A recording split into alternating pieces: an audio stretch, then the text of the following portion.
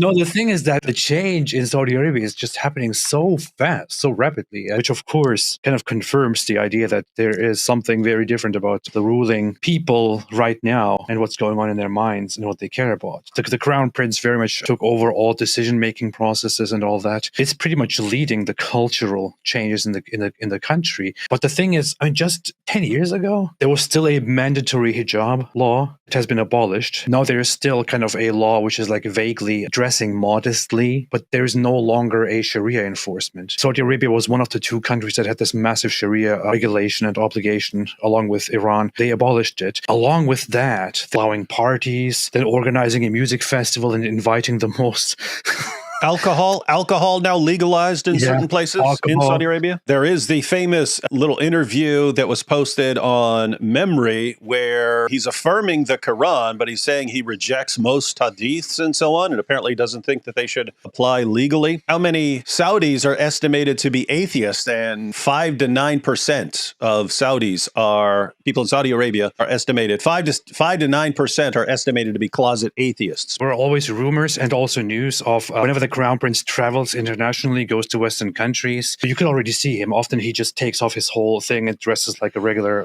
person in the West. There were also like rumors that he just engages in all kinds of activities, parties. And the thing is, Saudi Arabia wasn't always a restrictive Islamist country. Despite being the home, despite being in charge of the two sacred sites of Islam, until the 70s or so, it wasn't very restrictive. It was in the 70s that this thing happened. The Grand Mosque seizure happened. Saudi Arabia took an extremely sharp turn toward becoming incredibly religious and imposing all kinds of restrictions upon the population. And now it seems like under the current crown prince, things are turning into the opposite direction. And lots of people say this is happening because Saudi Arabia realizes, like everyone else, that Saudi Arabia was nothing until oil made them rich. But oil dependency will in the future run out and it will no longer benefit them. And what will they be left with? Which is why they now have to find a different thing to channel toward. And what they're going for is westernization, opening up the country to tourism and things like that. They have upped the income of the pilgrimage. So they've got the oil revenue, and then by getting more and more people to go on big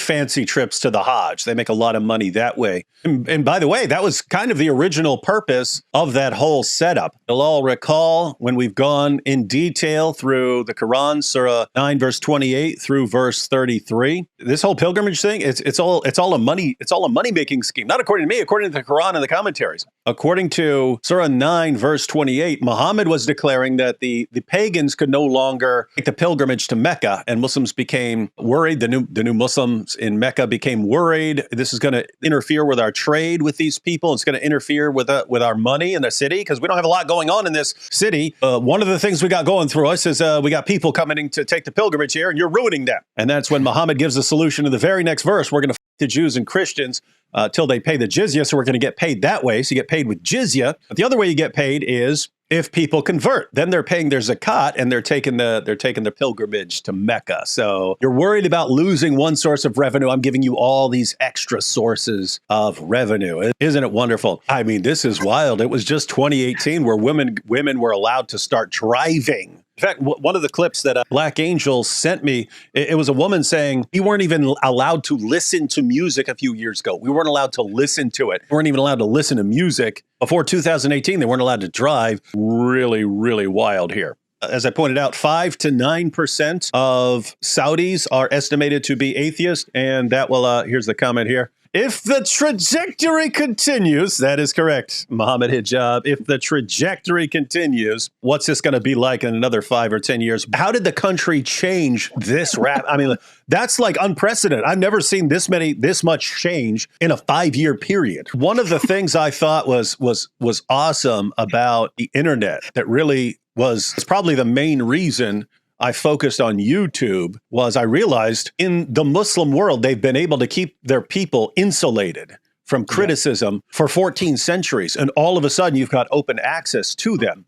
and their leaders can no longer keep them insulated, but they still try. Like Pakistan bans videos and things like that. But I mean, if they're just like opening the floodgates all of a sudden, I think Islam is in a bit of trouble. It is a downfall. There was always talk about the whole revivalism of Islam that took place over the last half century or so, because a lot of the Muslim countries that are nowadays known to be very religious, they were actually very secular at the beginning of the 20th century and throughout. They were following very secular and nationalist ideas that were contrary to this, to Islamic unity and Islamic laws and all of that. There was a revivalist movement where these Salafi groups and others started saying, we, the Muslim world, we have become terrible. We have lost our faith. It is time to go back to the roots of our religion and so on. This is how they slowly took over and turned these countries into more religious things. If the trajectory continues as it is, in Saudi Arabia, along with other countries, after such a short revivalism period, again turns toward secularism and, let's go off Islam, then this could mean that whole Islamic revivalist period was just a hiccup or a last-ditch effort to stay relevant or stay in charge. And it didn't work. Mm-hmm. Obviously, these countries realized that Islam doesn't work. It doesn't get them anywhere. And they're going a different way now. This avalanche of apostasy, you're ending up with all these apostates. You have lots of apostates who, they leave Islam and then they go about their lives and so on. You end up with a tiny percentage that actually become vocal ex-Muslims trying to expose Islam. And so that's one of the things that has changed. 15 years ago, there were not a lot of people dealing with Islam regularly. Now there are tons. And think about this. What happens in a place like Saudi Arabia when apostasy, it becomes okay, when they realize we can't just keep covering up all of these apostates. We need to make it legal to be an ex-Muslim. We need to make it legal to be an atheist now and all these other things and to criticize Islam. Gosh, Islam would just implode almost instantly if the laws were changed to allow all the ex-Muslims to come out. Because keep in mind, if you're talking about 5 to 9 or 5 to 10% of the population of Saudi Arabia actually being ex-Muslim atheists, but they're not allowed to speak, what happens if all of a sudden they're allowed to speak? A percentage of that 5 to 10% of atheists are actually going to become pretty vocal in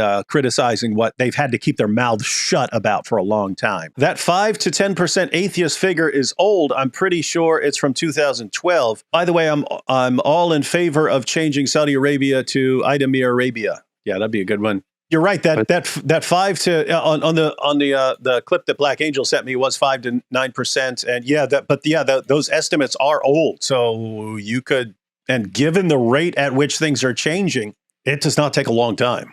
Would not be surprising if all of a sudden you see 20% or something like that, or 25%. Pretty crazy. And then how do you switch it back?